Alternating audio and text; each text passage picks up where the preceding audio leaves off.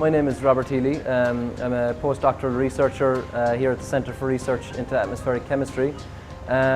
Specifically, we look at the chemical reactions that are important in the atmosphere, and in our case particularly the lower atmosphere, that's called the troposphere.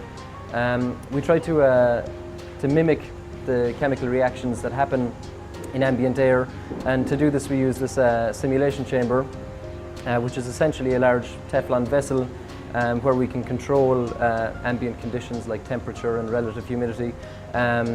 We also use a bank of UV and visible lamps which represent the solar irradiation. And into the sealed vessel then we can introduce particular pollutants that we're interested in. So specifically we want to monitor how long these pollutants will last, how long they'll survive in the atmosphere once they're emitted.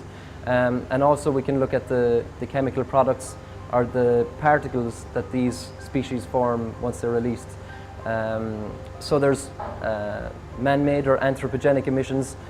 Typically you have industrial processes, or you might have vehicular exhaust emissions, shipping emissions, but also there's natural input. So this is gas-phase species that are released by trees and forests, and they can also be important from a climate point of view, because some of the species can absorb solar radiation or reflect solar radiation, so they can have different impacts on the Earth's radiation budget.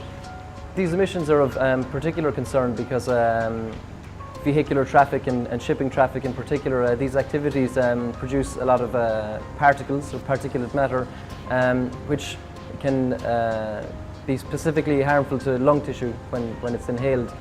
So the particles are very fine. They're carbonaceous particles in the order of nanometers, a few hundred nanometers, which is extremely small. And because of their very small size, they're very mobile, so they can persist in the air, but more importantly, they can be breathed very deeply into the lungs. So very large natural material that you might breathe in, like sea salt or dust, these things are removed in the nasal cavity, and they typically don't penetrate the lungs very deeply, whereas these very small particles that we're interested in studying have the capacity to travel very far into the lung, and therefore they can act directly on lung tissue.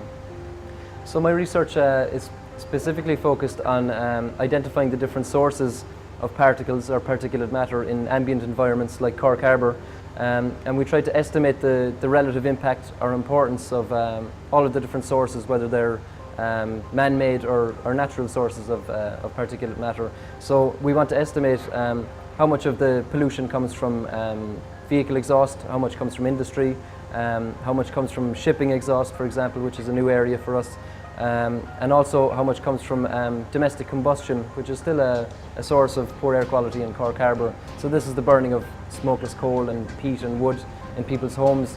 And in the winter months in particular, we can observe very high levels of particulate matter, which of course is of concern for people who live there and are breathing this in every day. So we want to identify the different sources and estimate their relative impact.